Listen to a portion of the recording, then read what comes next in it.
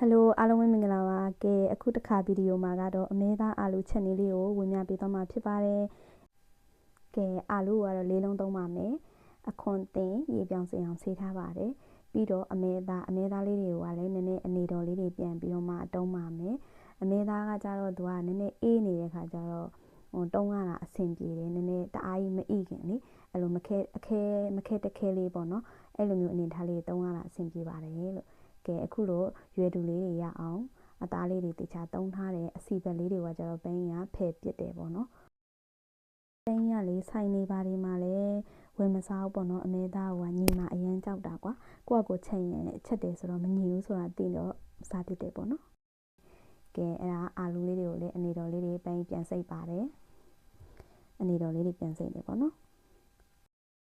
အာလူလေးတွေလည်းရသွားပြီဆိုတဲ့ခါကျတော့အမဲသားတွေကိုအရသာတွေစထည့်တော့မယ်ဒါကတော့အမဲသားဒါရှိမုံကိုပိန်းသုံးထားပါတယ်ဒါရှိမုံထည့်တယ်စားလေးလေးထည့်တယ်ပေါ့စားကြောတစုံမပြည့်ပြည့်လေးစားလေးထည့်တယ်အယောင်မုံထည့်တယ်စနွင်းမုံထည့်တယ်နောက်စီထည့်မယ်အဲ့လိုစီထည့်ပြီးနေနဲ့ထားတာပို့ပြီးတော့မှအသားကိုပို့ဆွဲစေတယ်လေအဲ့လိုမျိုးလေးထည့်တယ်ပြီးတော့ကြက်သွန်ကြီ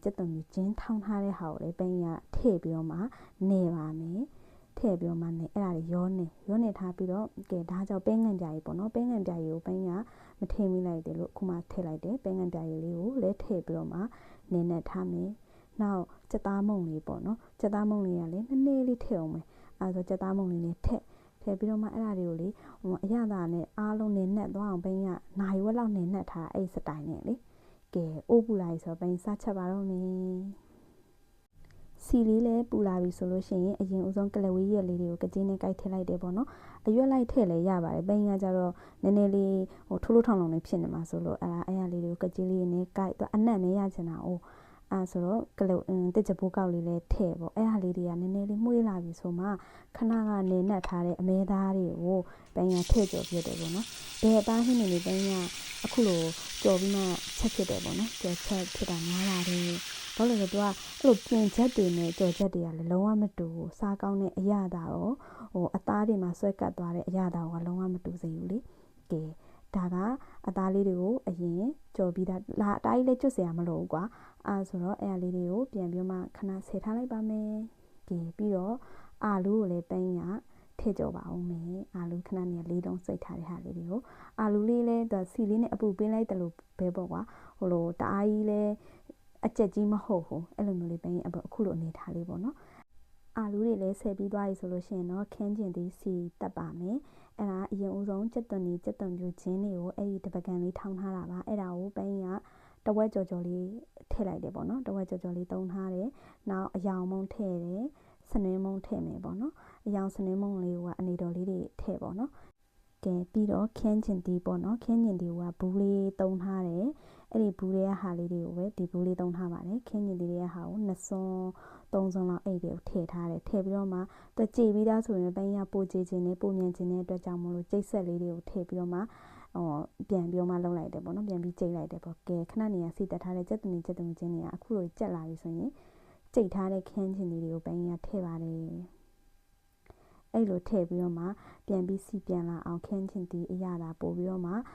ဆွဲသွားစေအောင်အဲ့လိုမျိုးစီပြန်လာတဲ့ဒီပန်းစီတက်တယ်ပေါ့အရသာတွေထည့်မယ်စားထည့်မယ်ဒါကတော့အာလူအတွက်ထည့်တာပေါ့နော်အမဲသားအတွက်ကကြတော့ထည့်ပြီးသားဆိုတော့ဘာမှပြောစရာမလိုတော့ဘူးဒါအာလူအတွက်ထည့်တာအရသာကစားလေးထည့်တယ်ပဲငံပြားရည်လေးနည်းနည်းထည့်လိုက်တယ်ပေါ့နော်ကဲခင်းချင်းတီလေးတွေကအခုလိုအနေထားလေးရောက်သွားပြီဆိုလို့ရှိရင်အမဲသားကြော်ထားတဲ့ဟာလေးတွေကိုထည့်ပါမယ်ထည့်ပြီးတဲ့ခါကျတော့အဲ့ဒါကိုလည်းတမသွားအောင်ပြန်ပြီးတော့မှပင်းရတော့မွေတယ်ပေါ့နော်အဲ့ဒီအမဲသားလေးတွေပြန်ပြီးတမသွားအခုလိုခင်းချင်းတီလေးတွေနဲ့ပေါ့အဲ့လိုမျိုးလေးဖြစ်သွားပြီဆိုပင်းရ pressure cooker နဲ့ထည့်ပြီးပေါင်းပါမယ်နော်ကဲအဲ့ဒါဆိုကဲအိုးလေးထည့်ပြီးတော့မှရေလေးကိုမြုပ်တီထိပင်းရတော့ထည့်လိုက်တယ်ဘာလို့လဲဆိုတဲ့ခါကျတော့ပြီးကြမှာရေခန့်အောင်ဆောင်းတာကိစ္စမရှိဘူးလေအဲ့လိုကတ်သွားမှာဆိုလို့ပေါ့ဆိုတော့အဲ့လိုလေးအနေထားလေးကို pressure cooker နဲ့15မိနစ်လောက်ပေါင်းလိုက်တယ်ပေါ့နော်15မိနစ်လောက်ပေါင်းပြီးတော့ပြန်ဖွင့်ကြည့်လိုက်တဲ့ချိန်မှာအမဲသားလေးတွေကတော့ဣနေပြီအဲ့ဒီအချိန်မှာပိန်းရအာလူကိုထည့်လိုက်တယ်အာလူကိုကြတော့လေ10မိနစ်အတွင်းဆိုလို့ရှိရင်ရတယ်ခဏနေရလောက်ဒီမလို့ပေါ့အဲ့တော့ပိန်းရ10မိနစ်လောက်ကိုအဖုံးလေးပိတ်ပြီးတော့မှပြန်ပြီးတော့မှပေါင်းလိုက်ပါတယ်ကဲဒါကကြတော့ပြန်ပြီးဖွင့်လိုက်တဲ့အနေထားလေးပေါ့နော်